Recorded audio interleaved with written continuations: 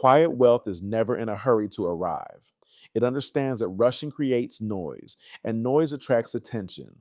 So it slows everything down, not to impress, not to delay, but to remain in control.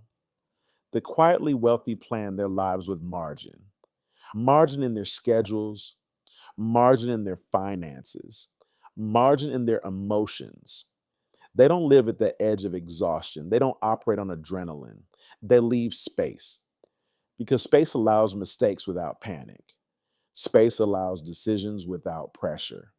And pressure is the enemy of longevity. Old money values comfort that can't be seen, a chair that supports the body properly, a home that feels quiet even in the city, a routine that reduces friction. These things don't photograph well. They don't impress strangers, but they shape everyday life. And everyday life is where wealth is actually experienced. Quiet wealth understands hierarchy, not social hierarchy, but priority hierarchy. Health before status, time before money, peace before recognition. Anything that threatens those priorities is quietly removed. No drama, no announcement, just distance. The quietly wealthy are rarely reactive. They don't rush to respond. They don't argue publicly. They don't correct every misunderstanding. They observe first because reaction reveals insecurity. And security does not need defense. Quiet wealth respects routine, waking at the same hour, eating at predictable times, moving through the day without chaos. Routine is not boring to them, it's stabilizing. It creates a foundation that allows everything else to operate smoothly. Old money avoids extremes, extreme opinions, extreme lifestyles, extreme displays. Extremes attract attention, and attention attracts volatility. Quiet wealth prefers balance, always enough, never too much. You'll notice something subtle about quietly wealthy people. They listen more than they speak. They don't interrupt. They don't dominate conversations. They don't feel silence unnecessarily.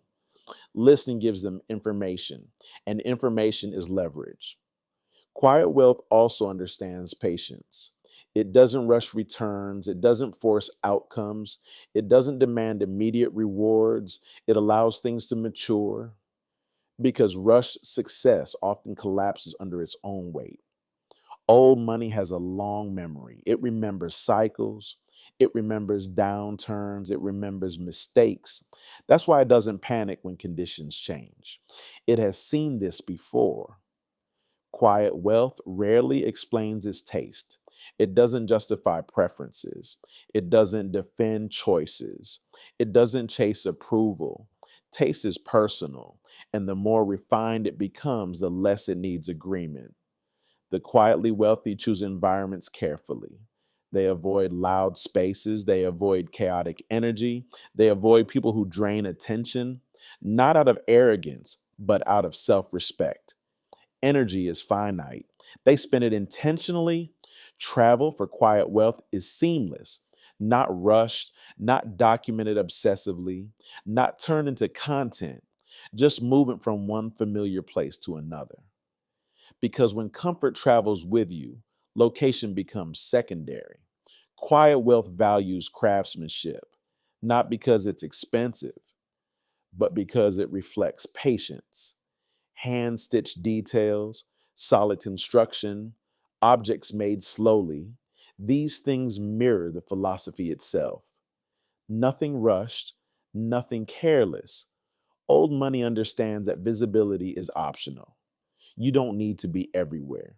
You don't need to comment on everything. You don't need to react to every trend. Selective presence creates authority. Quiet wealth doesn't chase influence, it lets influence come to it because influence built slowly is harder to shake. The quietly wealthy are comfortable being unknown. They don't need recognition from strangers. They don't measure success by attention. They measure it by ease, ease of movement, ease of decision, ease of living, and perhaps most importantly, quiet wealth knows when to stop. Stop accumulating, Stop competing, stop proving. Because beyond a certain point, more becomes noise, and noise destroys peace.